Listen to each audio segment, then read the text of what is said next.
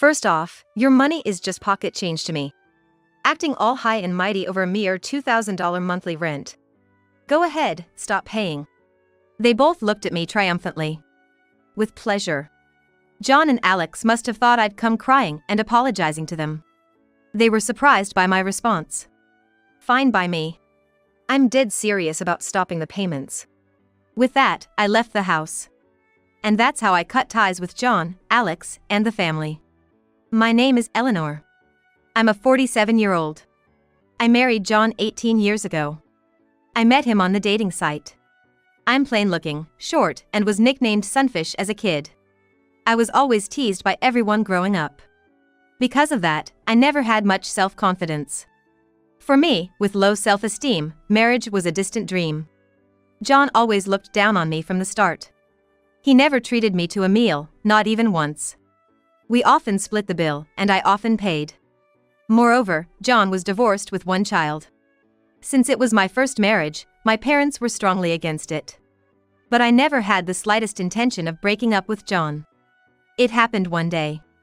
While on a date, John proposed to me. You know, I think marrying you wouldn't be so bad. His condescending way of saying it shocked and honestly hurt me. I often daydreamed about the ideal words and scenario for a proposal. I wished for kinder words when being proposed to for marriage. Additionally, John's 14-year-old son, Alex, never warmed up to me. I dismissed it as typical teenage behavior, but he's never looked me in the eye while speaking, even to this day. But none of that bothered me. I truly believe this marriage proposal was my last chance. Marriage was my dream. Approaching 30, I was indeed feeling desperate. I thought if I let this chance slip, I'd never marry again. So, I went against my parents' wishes and married him. In hindsight, my parents were right. If I had followed my parents' advice, I think I could have avoided this nightmarish situation. Looking back, this was the entrance to hell. The hell started from the first day of marriage. I don't mind if you keep your job, John had told me when we decided to marry. I thought he was understanding, but I was wrong. On the first day of marriage, John said something shocking. You'll pay the rent here. What? I didn't understand what John was saying at first. So, you're gonna pay the rent. That's what you work for, isn't it? From John's tone, I could feel there was no love for me. He seemed to view me not as his wife, but as a source of money. I had thought John's reluctance to treat me to meals was because he was frugal and sensible, but maybe I was wrong. Perhaps he just wanted to be lazy. John always looked down on women, not just me. His failure in marriage was also due to Alex. He often said, just because you're a woman. Or, since you're a woman. Whenever John watched TV and saw a drama featuring a successful woman, he always badmouthed them. Being a woman and daring to be a doctor. I would never want to be a patient of yours if I were in need. John's complaints were usually when he had been drinking. And he never had the courage to say these things directly to someone's face, so he'd either mutter them to the TV or under his breath. Hearing this always made me feel terrible and lose my appetite. John was not just stingy, he was all for getting anything free. At local festivals, if they offered free local vegetables to early arrivals, he'd always send me to line up. He'd show up just in time to collect vegetables for both of us. He would sign up for every sample and free trial. And it was always my job to turn down the follow-up sales pitches and persuasions. John also loved to make complaints. If there was even a slight issue with a purchased product, he'd definitely complain. His complaints were not loud or aggressive, but persistent and time-consuming. John once made a complaint at a supermarket and spent hours grumbling, even causing a female part-time worker to cry. Since that incident, I haven't shopped at that supermarket. I'm too embarrassed to show my face. John's complaining wasn't limited to outside, he did it at home too. He was meticulous, always nitpicking. This laundry, the collar's still dirty. John points out stains on shirts he's been wearing for years, stains that just won't come out. I take the shirt without talking back. If I did, I'd be in for a long lecture. He also nitpicks about other things, dirt in the corner of the entrance, water spots on the windows, damp hand towels. Dealing with John's complaints, my day just ends.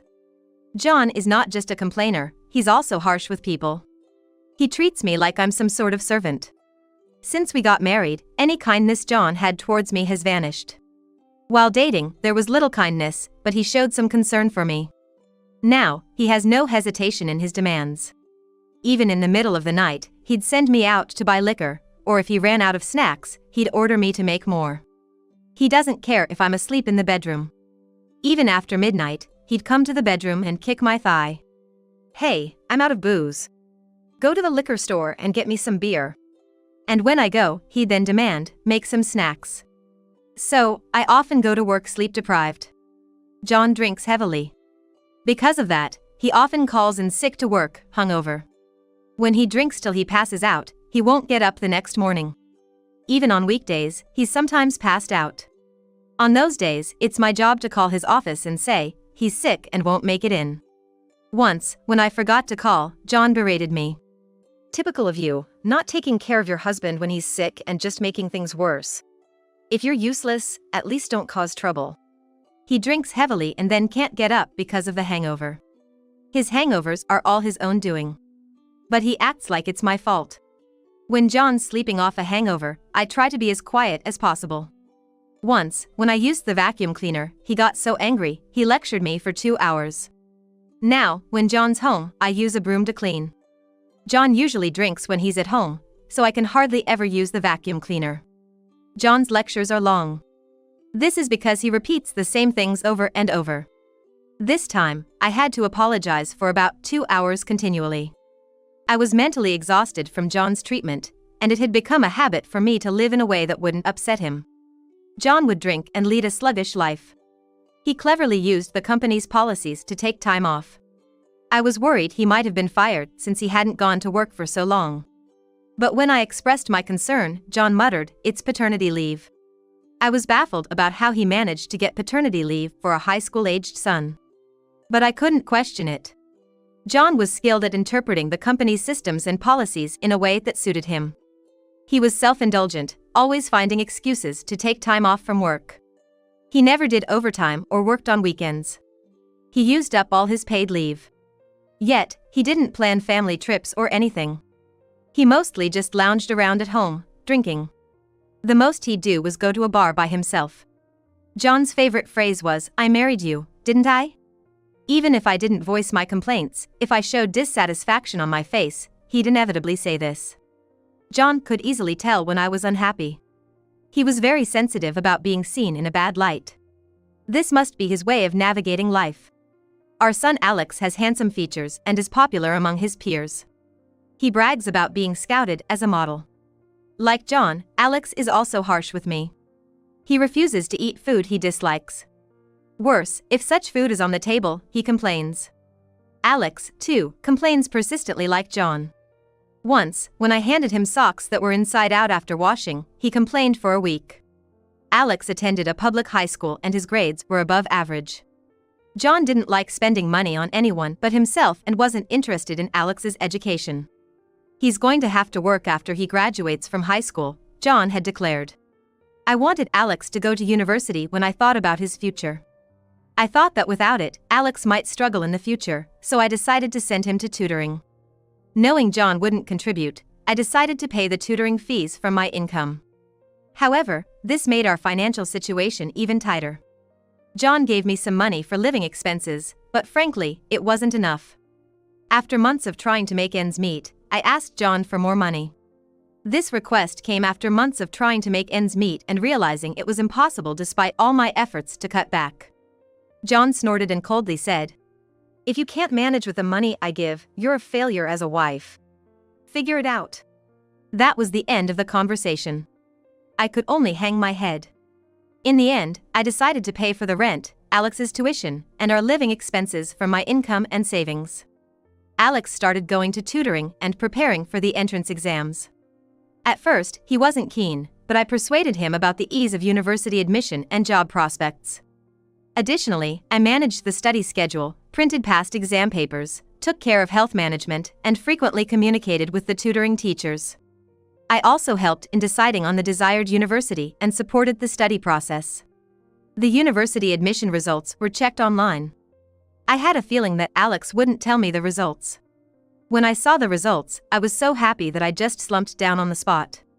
Thus, Alex was able to go to university. From the time show passed the university entrance exam until now, I haven't received even a single thank you from him. Alex isn't very expressive, so it was hard to tell if he was happy. He was proudly talking on the phone to his friends about being able to go to university. I got into university, man. It was seriously a breeze. I could hear him talking boastfully on the phone with his friends in the living room. He seemed happy, but his way of expressing it was demeaning to others, which unsettled me. When I told John about the university acceptance, the first thing he asked was, "How are you going to manage the money?" John hates spending money on anything other than himself. I told him that I was paying for everything from my savings and salary, and had also applied for a student loan. Hearing that, John seemed convinced and finally said to Alex, "Congratulations on your acceptance." The loan was not a grant but a low-interest one, so I would likely be the one repaying it. In university, Alex, who had been idling away, said he wanted to study abroad. Honestly, I was scared we'd run out of money, but for Alex's sake, I withdrew my fixed deposit to fund it. When I checked Alex's social media during his study abroad, it didn't seem like he was studying at all, more like he was just on a vacation abroad. Around this time, I was talking to my boss about possibly getting a raise. After graduating, Alex got a job at a decent IT company, though not top tier. Incidentally, his study abroad brought no results, he still couldn't speak English. Alex began spending more time away from home, leaving me alone with John more often, making life even more suffocating. Alex introduced me to his fiancée. She seemed like a kind and quiet woman. She reminded me of myself somehow. I had a bad feeling. Could Alex be thinking the same as John? Maybe he's found his next source of income and a candidate for a servant. Then John bluntly said, "Alex and his wife will live here. You have no place here, Eleanor. Sleep in the storage room by the entrance." Hearing that, something in me snapped. Unbelievable. Do they even realize how much I've done for this family? I worked as they told me to, paying for everything from rent to living expenses and education fees. I had a faint hope that they might appreciate or acknowledge me. But all that was in vain. To think that they would say such terrible things to me. Alex and John looked at me in shock. "Do you know why Alex was able to go to college?" Alex, looking awkward, tried to smirk it off. I vented my anger on Alex. "Your father never planned to send you to college. I was the one who paid for it and helped you with your studies to get you there." "I didn't know that," Alex retorted, looking away. "Don't start with that now. When did I ever ask to go to college?" "That's right, nobody asked you to do it, Eleanor. You did it on your own." "How can you say that? You all just see me as a convenient ATM, don't you?" Alex snorted derisively. "Now you bring this up?" He looked down on me. "You're only good for earning money and supporting us, so don't get all high and mighty." He seemed to thoroughly belittle me. "Enough." I couldn't take it anymore and stood up, kicking the chair. John grabbed my shoulder and forced me back into the seat. Then, with a cold tone, he said to me, "Hey Eleanor, how can you talk to Alex like that? Have you gone downhill not just in looks but in character too?" What cruel words. I had endured for 18 years. But I had reached my limit. "Stop it, John, and don't encourage Alex. He's not getting carried away. It's just how it is. You're just that in this house." Shocked and angry, tears welled up in my eyes. Seeing this, John and Alex scornfully said to me, "A woman like you, we never really accepted you as a wife. What are you getting all high and mighty about?" "That's right. Just because you contribute some money doesn't mean you can act all important." I glared at Alex. "If that's how you feel, I won't contribute any more money. Go ahead. I'm fed up with living with you anyway." "Fine, let's cut ties completely. You both have jobs, so you won't have trouble with money." "That's right, we can manage without your money. Besides, I'm getting married. After all, your money is just pocket change. Acting all high and mighty over a mere $2,000 monthly rent. Go ahead, stop paying." They both looked at me triumphantly. With pleasure. John and Alex must have thought I'd come crying and apologizing to them. They were surprised by my response. "Fine by me. I'm serious about stopping the payments." Surprise and fear appeared on John's face. John was inherently cowardly and weak-willed. He crumbles when confronted. "Well, it's fine. You're useless to us now anyway. Understood. I'll happily do that. I'm leaving this house and will have nothing more to do with you. With that, I left the house. That's how I cut ties with John and Alex. 3 months later, John called me. I was reluctant to answer, but I didn't want him to hold anything against me later, so I picked up. Eleanor? It's me, John, he said, his voice panicked. I briefly put down the phone and took a deep breath. I'm listening, what is it? Please, help me. I had suspected they might start struggling financially, but his panic was extraordinary. What? Why now? I thought I had cut ties with you all. I tried to stay calm and composed, even though my heart was racing. Don't say things like that. We're really in a tight spot right now. Can you just pay the rent again, just for now? We're family, after all. We were still legally married, as the divorce proceedings were ongoing. The discussions hadn't made much progress, so I was talking to a lawyer about going for a court divorce. Legally, we were still a couple, but I saw no reason nor had the inclination to help this man. What are you talking about? Who was it that called my money just pocket change? I might have said that, but I'm really in trouble now. John's voice quivered, sounding tearful. However, I knew this was just an act, his way of trying to worm his way back in. He was attempting to ingratiate himself with me again. I was wrong before, I'm sorry. Please, we're in danger of falling apart as a family. Hearing his words, I could sense that John was indeed in trouble. I responded mockingly. Oh, right. Alex got fired, didn't he? And now he's spending his nights at the police station.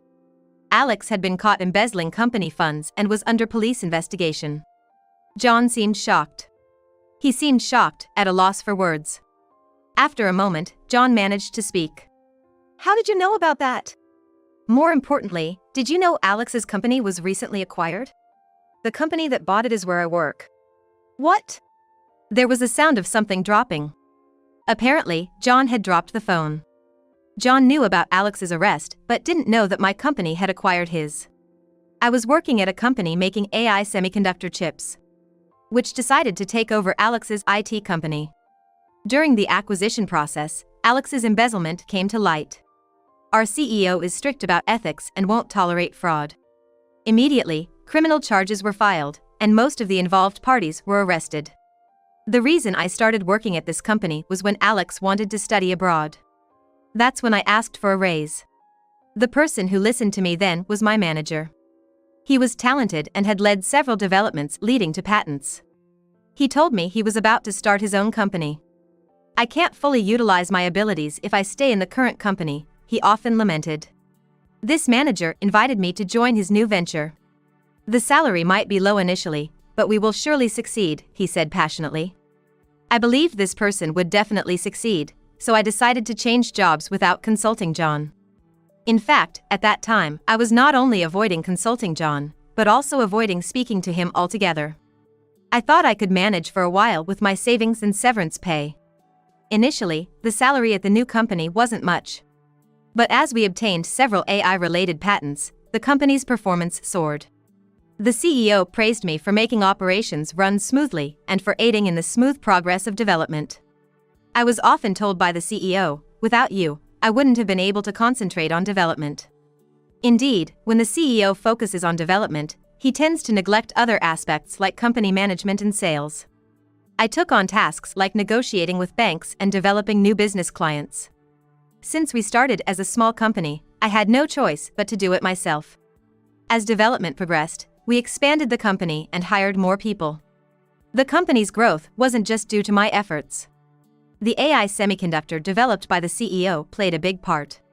The CEO told me my salary would increase, but I feared that if John found out about my sudden salary increase, he would exploit it. So, I kept my salary the same as it was at my previous company. Instead, I received company stocks as a form of compensation. Alex's wrongdoing involved inflating bills in collusion with a trading company. He made it look like the inflated charges were from an overseas company introduced by the trading company to avoid detection. He had been doing this for at least 2 years. The police are rigorously investigating him for other potential crimes. It was surprising that Alex could come up with such a scheme. Involving an overseas transaction, as it seemed too complicated for him to plan.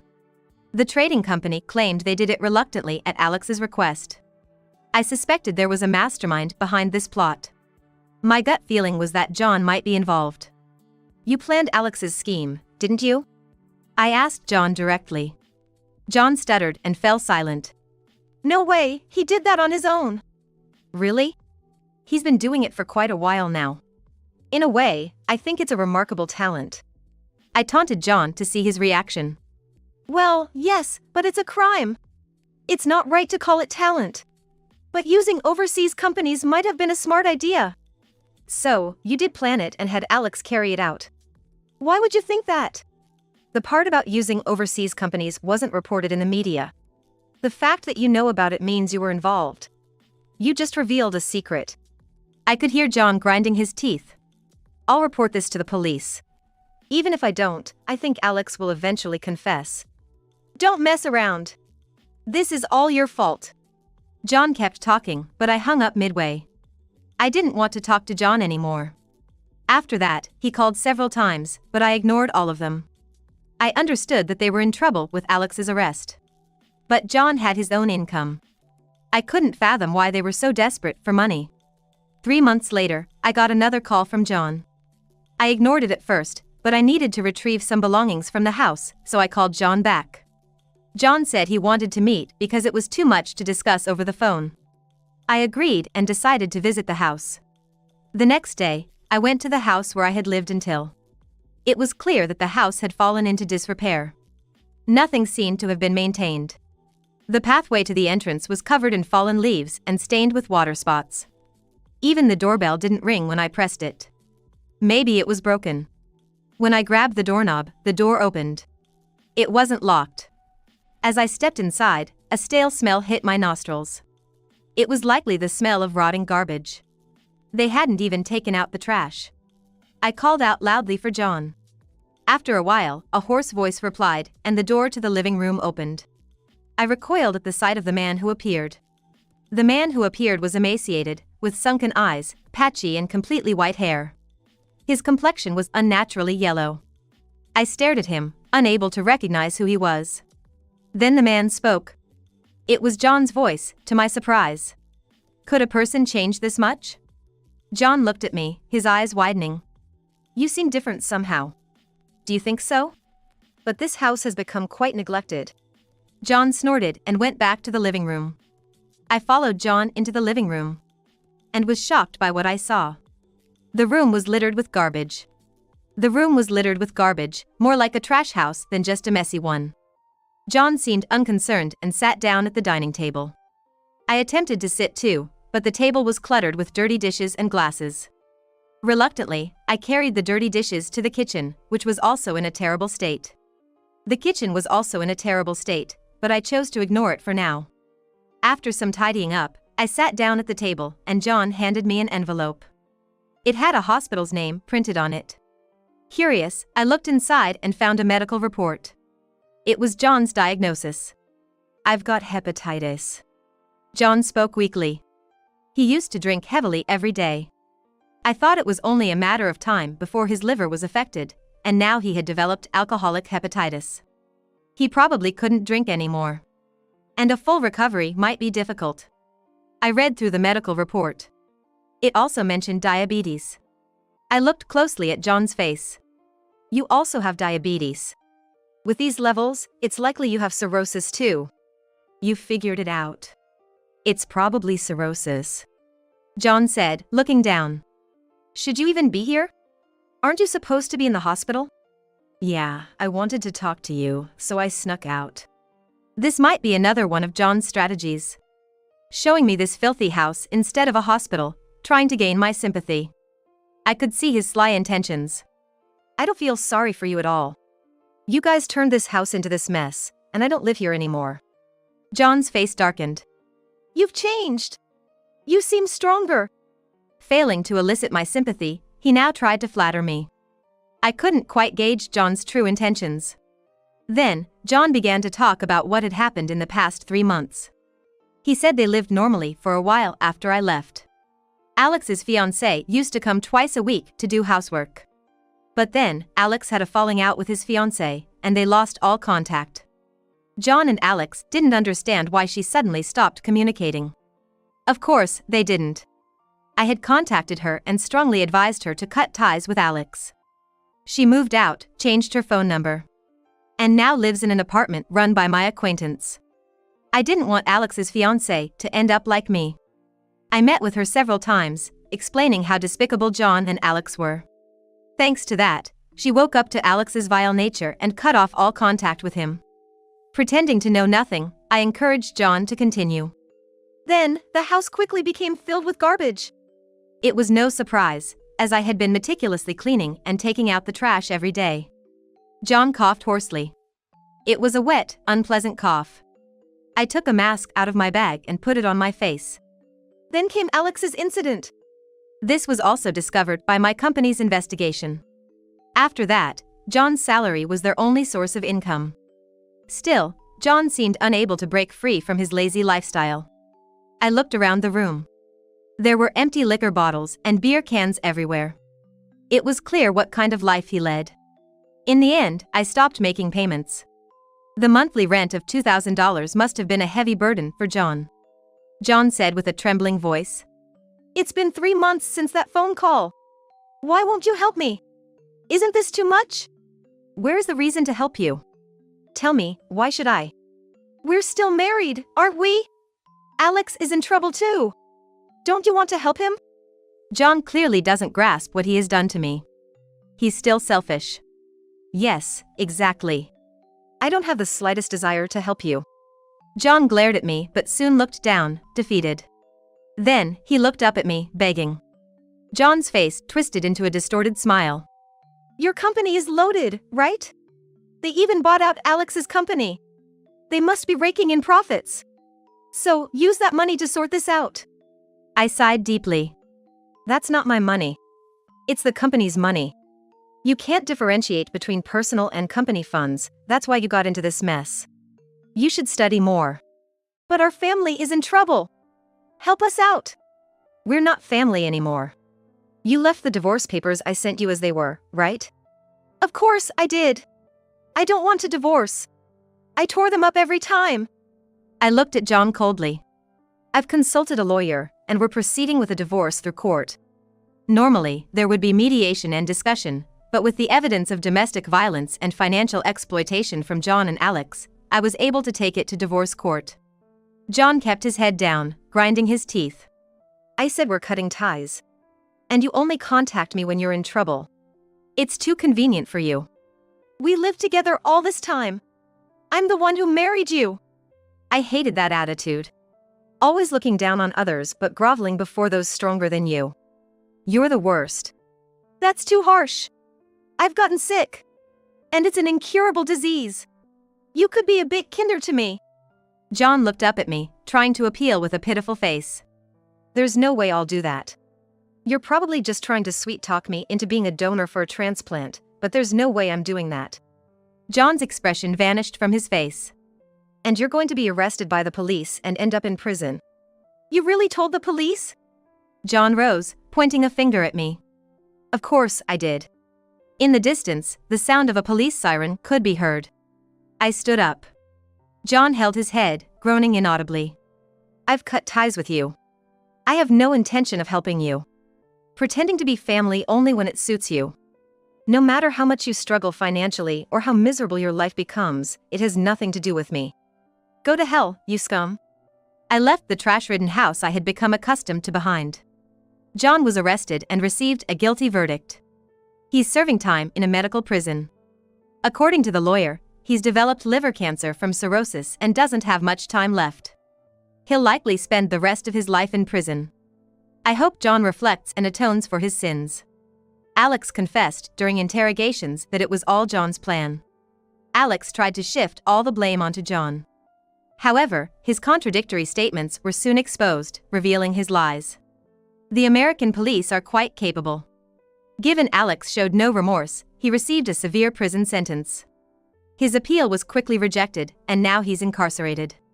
Alex will have a hard time after release, with company repayments and alimony to his fiancée. He might even find prison more comfortable.